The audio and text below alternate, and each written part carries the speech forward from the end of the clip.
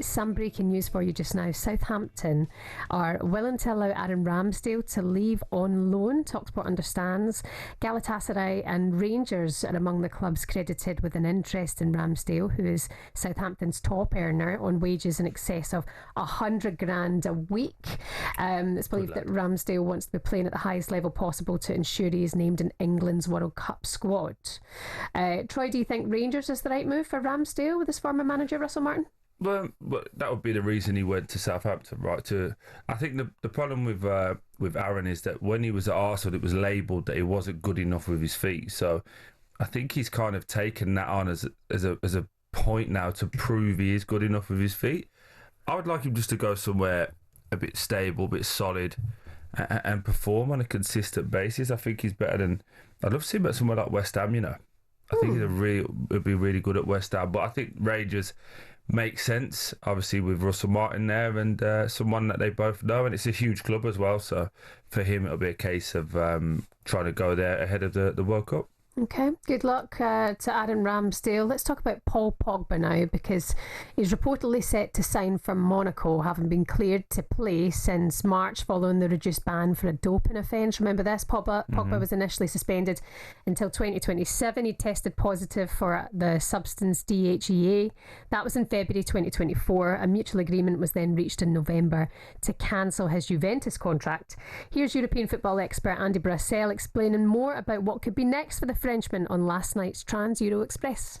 I mean, I think from the get-go, when he came back from the doping ban, everyone thought MLS or Saudi. Remember, he's been available to sign for a club for over 4 months by now. He's been able to train and play from like a few weeks later.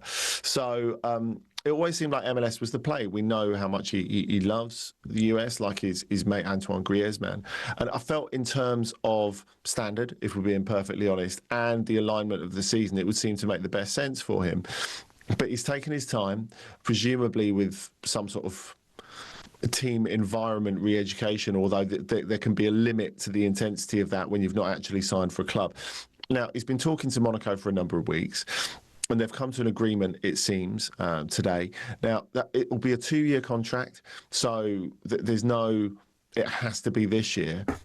Andy Brassell on Paul Pogba. Troy, do you think there's a route back to the very top for Pogs? I want to believe that, because he's an exceptional player, and we was talking in the break. One of the most gifted players I've ever played against. Really? 6'3", strong, can elegantly go past you, quick, powerful, can spray passes, can score goals with his feet, with his head. He has everything to his game. Look, I was very strong, and I will always stay very, very strong on anyone that fails a drug test. Personally, because in 17, 18 years being a professional, never had a situation where I even had murky water. So I'm always very keen to be like, we know what we're putting in our body. We know the level of scrutiny. Yep. I was quite tough on Paul at the start of this. I'm still waiting to hear the extent of this wasn't intentional. He has told us that, once all the legal restrictions are away, he'll be able to do his interview, tell us what's going on. But I just think, as a player, if we're talking purely about the player, if he has 6 months of showing people what he can do and he can still do it to the level he used to, then Monaco have got a bargain. And he'll get snapped up, because you know how football is. There's loads of people, without naming names, that were once dead and buried and no one was going to touch them, and you just see how they've gone on after 6 months of good football. Yeah, I think you're right to mention, by the way, what you're saying there about making sure nothing banned would ever pass your lips or get into your body. And Paul Pogba has said he will tell his full story when he's free of legal restriction. The Court of Arbitration for Sport accepted the Juventus midfielder's argument that his ingestion of a banned substance was not intentional, but it still was taken. Yeah, it was still there, shown in your blood test. So even if he does go on to get back to his best, I still feel there's that element then of a cheat that kind of hangs over your name ever so slightly. Yeah, and if it is unintentional, then it's a harsh claim, but unfortunately it's a claim, isn't it? We have these meetings, and I don't think people understand when you go into football clubs, you have a meeting at the start of pre-season, you have a meeting at the end of pre-season, you have another meeting in the course of the season. Every time you walk into the canteen, there's posters on the wall. Every time you walk into the actual stadium, they're on the wall. You can't get away from the fact that there's issues. And again, I remember Paddy Kenny years ago got done for taking a Lemsip. Wow. And he got banned. There was somebody with a Vicks as well. Yeah, there's so many times when I've been sick, I've been in pain, and I've wanted to take, over the counter medicine, and you have to phone the doc and be like, Doc, I've got these, are they any good? And then he'll go, right, scan this, go onto the drugs board. If that batch, not whether the medicine, that batch hasn't been tested, you can't take it. Mm-hmm. So it's stuff like that. Like, even though you're in pain and you want to do it, so it's just not worth it. Mm. And that's why for me, I'm passionate about it as well, because it's a massive privilege to be an athlete, but to cheat and in any sport, I always just think it's it's deplorable, really. Yeah, I mean, and all of them who have found themselves in a situation like this, Mikhailo Mudryk from Chelsea most recently, the situation that he's found himself in, all deny any wrongdoing, but... Yeah, no one's ever going to come out and go, oh, you caught me. Yeah. Never. But they're surrounded by the best, everything that goes into their body, it should be thoroughly checked. That, you've given yourself the responsibility to at least do that. Like my sister recently, she was saying, I need to get whatever from the doc. She's a footballer, and I was like, I've got some vitamin D3 in the cupboard. She's like, I can't have that. Exactly. I can't have your Holland and Barrett stuff. They can't risk taking that because God forbid what's in it.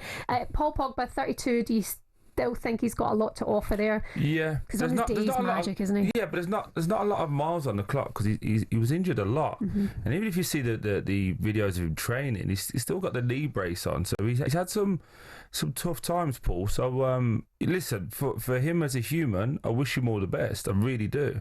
But for me, just giving my opinion on somebody that failed a drug test, it's very hard for me to sit here and be like, I'm grateful for him. I hope he gets to the top and I hope he plays for France again. I don't really care. Once you're a drugs cheat, in my mind, unless you can come out and really say it was, I don't know, he had something dropped in his drink or whatever, then for me, a cheat is a cheat. Oh, well, that's fair point. You're probably not going to like that, but who cares? No, a lot of people would say the same thing. I mean, especially if you're still to play against him. Yeah. I just think he's so talented anyway. And again, you brought Mudryk up. The one thing that people don't understand with a lot of players, a lot of athletes, is our level of competition is ridiculous. Like, we're always competing, we're always looking for that little edge to take over our teammates, let alone everybody else. So I do think sometimes people do try and bend the rules in their favour. So maybe a little bit of drugs here, a little bit of an injection here might help, and they never think they're going to get caught. And with the Mudryk one, I said it last week, we've got to move to a position where that was a year ago, and we've only just got to the point where he's been charged. This process is way too long, in my opinion. talkSPORT Breakfast, waking you up Monday to Friday morning from 6 a.m. on AM, on DAB, via the talkSPORT app and on your smart speaker. talkSPORT.